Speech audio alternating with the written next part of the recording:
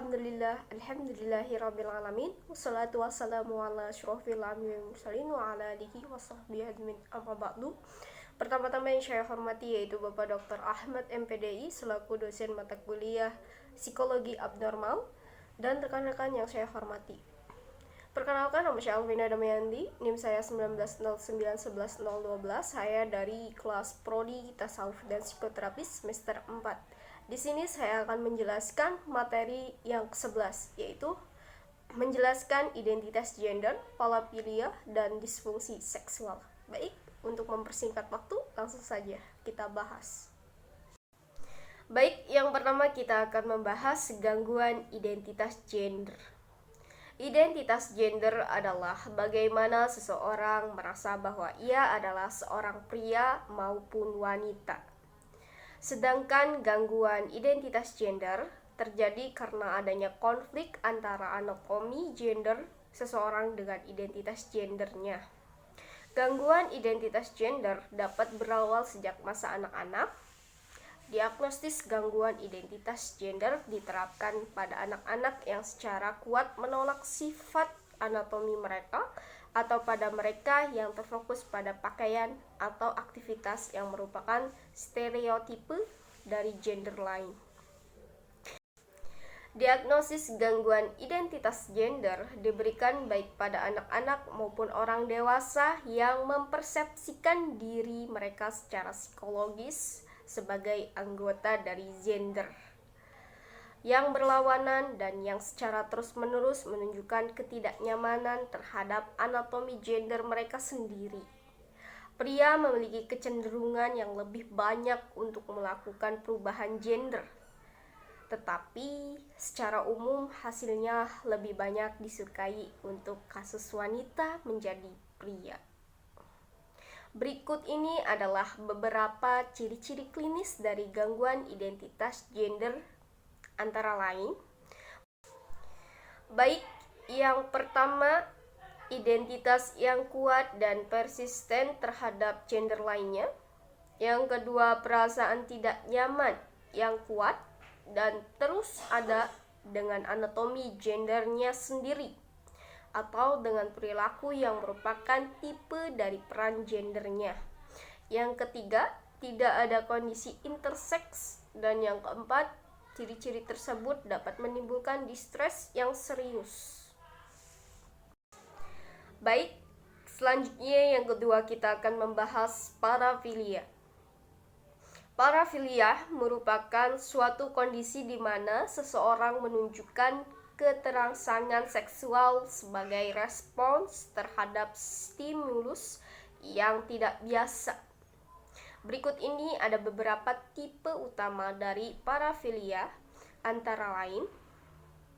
Pertama, eksibisionisme, melibatkan dorongan yang kuat dan berulang untuk menunjukkan alat genital pada orang yang tidak dikenal dan yang tidak menduganya, dengan tujuan agar korban terkejut, shock, atau terangsang secara seksual. Yang kedua, fetisisme adalah ketertarikan seksual pada objek yang bukan manusia atau bagian tubuh tertentu.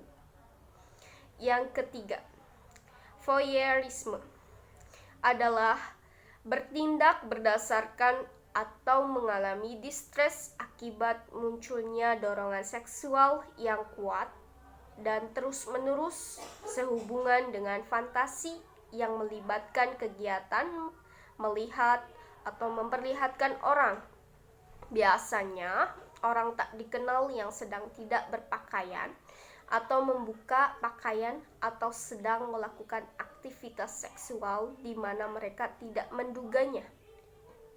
Yang keempat, frotteurisme adalah adanya dorongan seksual yang kuat secara persisten yang melibatkan kegiatan menggosok atau menyentuh tubuh orang lain tanpa izin. Yang kelima, pedofilia adalah dorongan seksual yang kuat dan berulang serta adanya fantasi terkait yang melibatkan aktivitas seksual dengan anak-anak yang belum puber. Yang keenam, makosisme seksual adalah kepuasan seksual yang dihubungkan dengan menerima penghinaan atau rasa sakit. Yang ketujuh, sadisme seksual adalah kepuasan seksual yang dihubungkan dengan menimbulkan penghinaan atau rasa sakit pada orang lain. Yang kedelapan, transvestik fetishisme adalah dorongan yang kuat dan berulang serta fantasi yang berhubungan dengan melibatkan memakai pakaian dari lawan jenisnya dengan tujuan untuk mendapatkan rangsangan seksual. Baik, selanjutnya yang ketiga, kita akan membahas disfungsi seksual. Disfungsi seksual meliputi masalah dalam minat, rangsangan, atau respons seksual.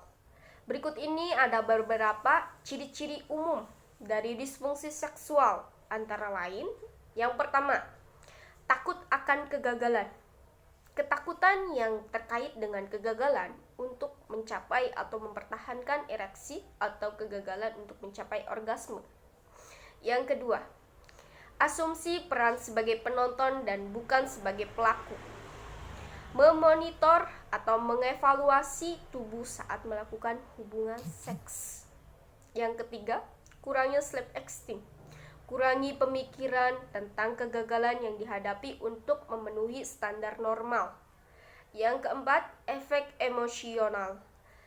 Rasa bersalah, rasa malu, frustasi, depresi, dan kecemasan.